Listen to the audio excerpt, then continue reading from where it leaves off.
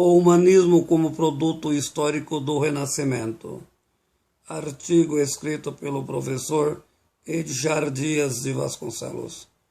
O humanismo como fator filosófico e histórico surgiu em 1432 a 1481, praticamente quando a Turquia foi invadida, hoje Istambul. A relação direta do referido fato histórico com a filosofia renascentista e o iluminismo. Portanto, a importância de tal relação, os filósofos fugiram para a Itália, levando as obras clássicas gregas, particularmente Plotino, Platão e Aristóteles.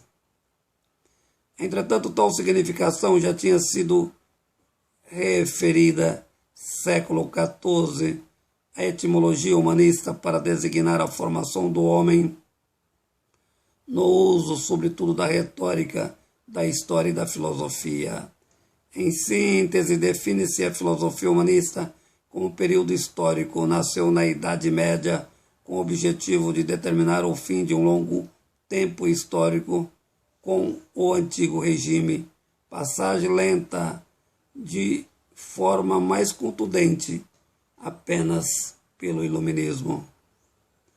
Movimento filosófico, artístico e acadêmico, essencialmente político, ao longo do período da história dos séculos V a XV, entendido por Renascimento.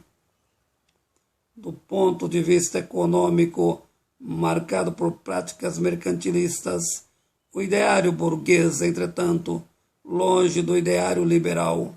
No entanto, não se pode negar a imposição das práticas do comércio, a economia de pura subsistência de natureza produtiva feudal. Com efeito, em definição, o que foi, no mundo axiológico, o humanismo como filosofia política, a retomada da cultura helênica, ou sejam, os pressupostos da filosofia greco-romana. A questão da superação da ideologia do teocentrismo, sendo substituído por critérios antropológicos, o que entende por antropocentrismo, o homem como centro do universo, mimetismo cultural efetivado lentamente, entretanto, entre as pessoas cultas. Desse modo, o Renascimento foi um movimento cultural, filosófico e político, período histórico, contrariamente à espiritualidade da época, com efeito nova síntese epistemológica que rompem com a sociedade feudal. A nova mentalidade de criação da cultura latina e italiana cria os elementos para o nascimento da sociedade moderna, particularmente a filosofia iluminista, o Estado moderno entendido como defesa das relações capitalistas. Renascimento e humanismo, praticamente a mesma coisa. O esforço regenerado, posteriormente o nascimento da Reforma como movimento religioso político. Quanto à sua natureza científica, a valorização de uma arte mais politizada, menos legitimadora do status quo vigente, desse modo a defesa do homem e da natureza em relação aos preceitos divinos metafísicos, a questão do sobrenatural. Vários fatos históricos contribuíram para o nascimento do humanismo, sobretudo da filosofia renascentista. Entre tais fatores, a reforma protestante objetivava antes, porém materializada a partir do século XV, movimento que possibilitou o desenvolvimento da consciência individual, não mais a dependência institucional eclesiástica.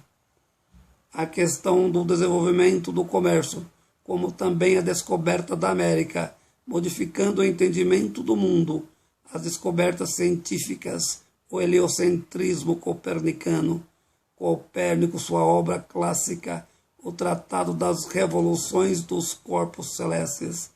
Posteriormente, outro cientista de relevância fundamental, Galileu, 1564 a 1642, descobridor das leis matemáticas que regem a natureza. A teologia é abandonada pela filosofia, sendo que a última caminha como fundamento das ciências naturais e da política. Por fim, introdução ao método empírico, a procura da objetividade científica, o que já inicia ser efetivado no mundo moderno, porém como consequência do Renascimento. Artigo escrito pelo professor Edgar Dias de Vasconcelos.